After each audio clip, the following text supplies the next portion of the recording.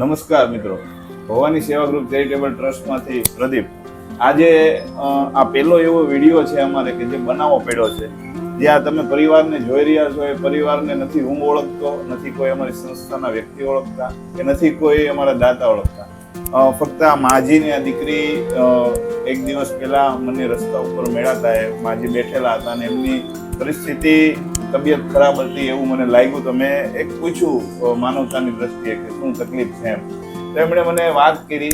એ વાત સાંભળીને મને એમ થયું કે કંઈ નહીં, હું એક વખત ઘરે આવીશ. ને આજે ઘરે આવીને હકીકત જોયું તો આ તમે જોવો એમ દવાખાનાની ફાઇલ અહીંયા ઘર લાગી ગઈ છે. એનું કારણ છે કે જે દાદાને જોવે, દાદા પણ બીમાર છે અને બાને પણ તકલીફ છે. અને આ છોકરી જે છે અત્યારે 4થા ધોરણમાં ભણે છે. તો ઘણી બધી એવી તકલીફ છે. અત્યારે આ સાહેબ તો પૈસા નથી લેતા, પણ જે મેડિકલમાંથી દવા આવતી હોય થોડો ઘણો ખર્ચો થતો હોય છે. અને આ છોકરી દીકરી છે તો એના પપ્પા ગામડે ખેતી, બીજાની ખેતરમાં ખેતી કરે છે અને દાદાથી કંઈ કામ થતું નથી. ઘણી બધી પરિસ્થિતિ વીક છે. તો બેટા તું કેટલામું ભણે છે? 4થું ભણે છે. કઈ સ્કૂલમાં? કઈ સ્કૂલમાં? આનંદી સ્કૂલમાં. તારે હજી ભણવું છે ને આગળ? ભણવાનું ગમે છે કે? તો તારી ફી કોણ ભરે? તારા પપ્પા તો નથી. એક અંકલ ભરી ગયા હતા. તો આવતા વર્ષની ફી કોણ ભરવાનું છે?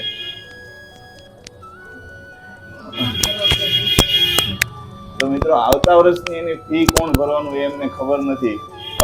તો આ એક છોકરી છે ને, એમનો એક ભાઈ છે અને એના મમ્મી અત્યારે અહીંયા 1 વર્ષનો એમનો ભાઈ છે, એ અત્યારે બીમાર છે. તો એના મમ્મી એમને દવાખાને લઈને ગયા છે, એમને બોટલ ચડે છે.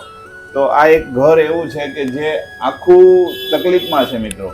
તો આજે અમારા ગ્રુપના જે દાતા છે વેણુ ઘી, કુણાલભાઈ, એમણે કીધું હતું કે કંઈ નહીં, એ માજીને 2-3 મહિના ચાલે એટલી કરિયાણાની એક કીટ આપી દેજો. તો આજે તો અમે એમને કરિયાણાની કીટ આપી દઈએ છીએ, પણ આ દીકરીને ભણાવવા માટે સ્કૂલની ફી હશે, તો એ ફીમાં મદદ કરવા માટે, અથવા આ પરિવારને તમે આગળ પણ કંઈ મદદ કરવા માંગતા હોય તો આ વિડીયોમાં આ પરિવારમાંથી આ બાનો નંબર અમે આપેલો છે.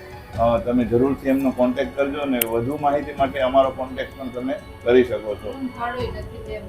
હા, કારણ કે રૂમ ભાડું નથી ભરાણું એનું પણ કારણ એ છે કે ઘરમાં કોઈ કમાવા વાળું છે નહીં.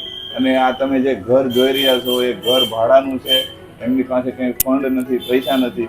અમારાથી બનતી સહાય અમે એ કરીએ છીએ કે જે અમારું ગ્રુપ છે એ તો કીટ અમે ફક્ત ગંગા સ્વરૂપ બહેનોને જ આપીએ છીએ. પણ આજે આ પરિસ્થિતિ જોઈ અને મેં અમારા સંસ્થાના એવા ડોનરને વાત કરી તો એમને કીધું કે કંઈ વાંધો નહીં, તમે અમારા તરફથી આપજો. એટલે અમારી સંસ્થામાંથી અમે તો નથી આપતા, પણ અમારા એક ડોનર છે એમણે આપવાનું કીધું છે. તો આવી રીતના આ પરિવારને તમે વધારે સહાય કરવા માંગતા હોય તો વિડીયોમાં પરિવારનો નંબર છે.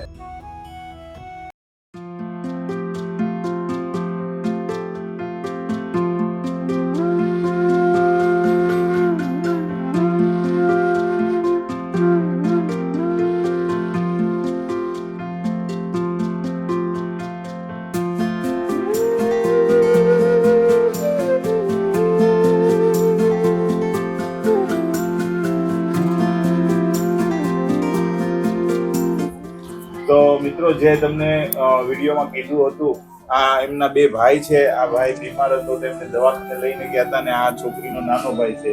આ આખું પરિવાર છે. એમના મમ્મી કામ કરે છે, દાદા બીમાર છે, એમના પપ્પા ગામડે છે.